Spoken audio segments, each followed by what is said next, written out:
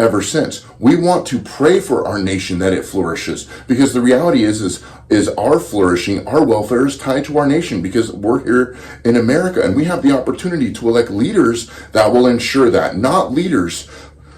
We are in so many ways spiritual exiles. We are living in a nation that has turned its back on God. But we're not called to turn our back on God. Although we are exiled, we are called to serve the Lord. And we still have an opportunity in this nation to ensure the fact that we can have that religious freedom, and we cannot take it for granted. That's why the vote is so important. The vote is important to protect babies in the womb. The vote is important to protect children from the LGBTQ and gender dysphoria, to protect them from the, we have to realize that the LGBTQ, their agenda, they have to come at children because they can't have children of their own. It sounds kind of funny, but it's really true, because they have to go after other people's children. So in this, we need to realize that we have to select leaders that are flawed. We are not selecting our God. Our God is holy, sovereign, righteous, and just. We are not selecting God, but we are selecting leaders that we feel, and not only just leaders. In the presidential candidate, we're choosing Supreme Court justices. Are those justices that the next president going to appoint, are they going to protect the religious freedom and biblical values? And if they don't, it's going to be dangerous for our kids and our grandkids growing up in a nation where those things aren't protected.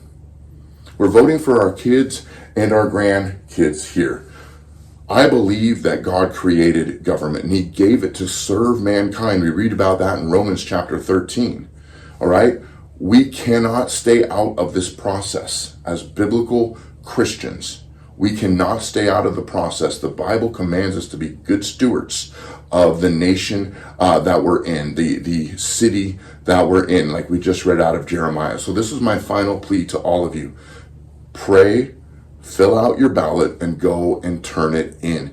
That ballot, your vote is your intercession. Your vote is your faith. Your vote is your hope. Your vote is your prayer. Your vote is, it's a spiritual act of trust in the Lord, saying, God, this is the person, this is the administration, this is the policy that I feel is going to protect my right to reflect you in my city, my community, and my family. This is all spiritual. So I want to leave you with that final thought. But we're in a time where the church really needs to rise. And we don't have to march, we don't have to go to rallies and stuff, but our vote is simple. Go and take it out to your local drop box.